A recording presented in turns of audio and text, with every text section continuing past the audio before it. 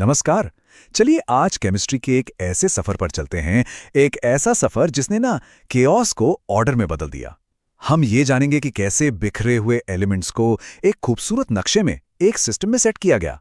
तो हमारे आज के अध्याय का नाम है तत्वों का वर्गीकरण एवं गुणधर्मों में आवर्तिता, यानी कि classification of elements and periodicity in properties. और हाँ, एक बात शुरू में ही साफ कर दूं, ये चैप्टर सिर्फ क्लास 11 के लिए ही नहीं है। अगर आप नीट, जेई, आरपीएससी या साइंस से जुड़े किसी भी बड़े एग्जाम की तैयारी कर रहे हैं तो ये चैप्टर आपके लिए एक मजबूत नींव की तरह है। समझ लीजिए कि इस पर पकड़ बना ली तो केमिस्ट्री के एक बहुत बड़े हिस्से पर आपकी पकड़ बन जाएगी। तो चलिए कहानी की तरह समझते हैं। सोचिए 19वीं सदी का टाइम है। साइंटिस्ट्स एक के बाद एक नए नए एलिमेंट्स खोज रहे हैं। लेकिन पता है क्या हो रहा था? जितनी नई खोजें उतनी ही उलझन, एक केओस सा फैल गया था। सबसे बड़ा सवाल यह था कि यूनिवर्स के इन बिल्डिंग ब्लॉक्स के बीच कोई पैटर्न, कोई सिस्टम कैसे खोजा जाए। यह केमिस्ट्री की उस वक्त की सबसे बड़ी पहेली थी। मतलब साल 1865 आते आते 63 एलिमेंट्स पता चल चुके थे। अब सोचिए, हर एक एलिमेंट की प्रॉपर्टीज को अलग अलग याद रखना, ये तो साइंटिस्ट के लिए लगभग नामुमकिन था। एक पहाड़ जैसी चुनौती। तो जरूरत थी एक सिस्टम की, एक क्लासिफिकेशन की, जो इस सारे बिखरे हुए ज्ञान को एक धागे में पिरो दे।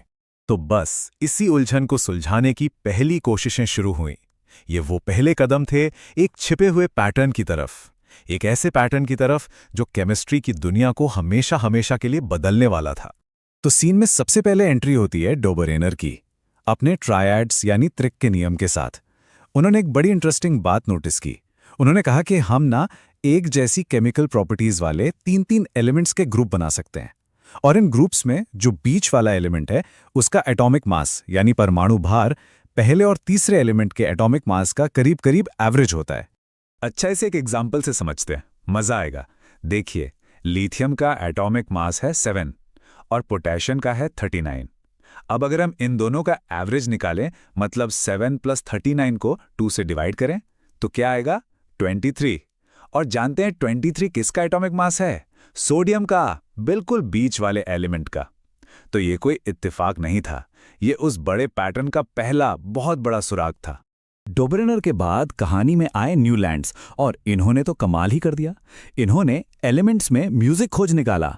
उनका जो अष्टक नियम था वो कहता था कि अगर आप एलिमेंट्स को उनके बढ़ते हुए एटॉमिक मास के ऑर्डर में रखें तो हर 8वां एलिमेंट पहले वाले एलिमेंट की प्रॉपर्टीज को रिपीट करेगा। ठीक वैसे ही जैसे म्यूजिक में सा रे गा मा के बाद 8वां सुर वापस सा ही होता है। यहीं से पीरियोडिसिटी यानी आवर्तिता का आइडिया बहुत स्ट्रांग हो गया। जैसा कि यहां हम देख सकते हैं, लिथियम के बाद 8वां एलिमेंट है सोडियम, और दोनों की प्रॉपर्टीज काफी मिलती जुलती हैं।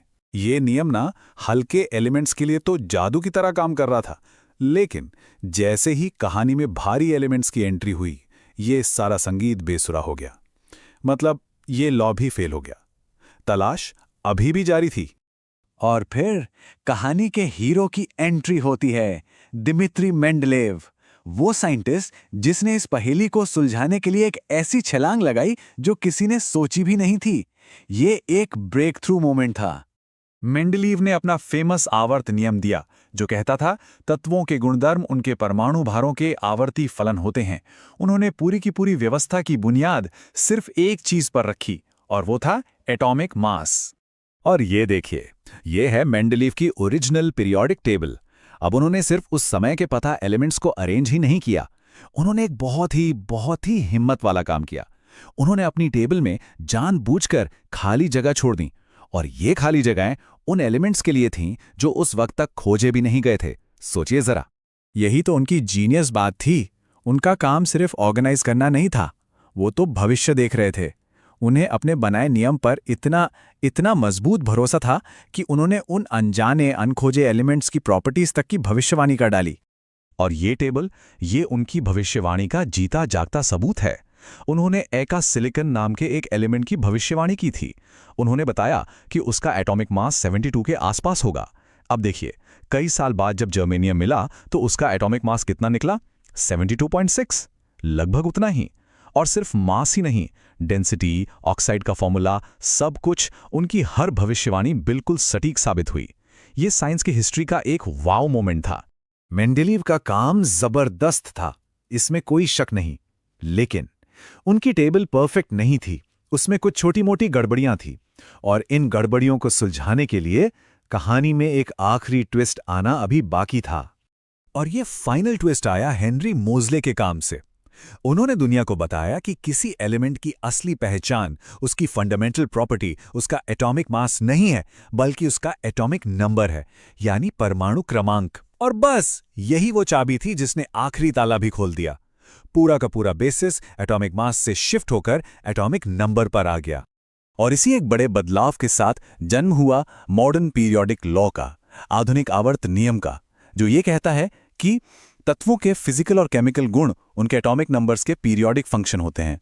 इस एक छोटे से बदलाव ने मेंडलीव की टेबल की सारी कमियों को दूर कर दिया और उस पीरियोडिक टेबल की नींव रखी जिसे हम सब आज यूज करते हैं।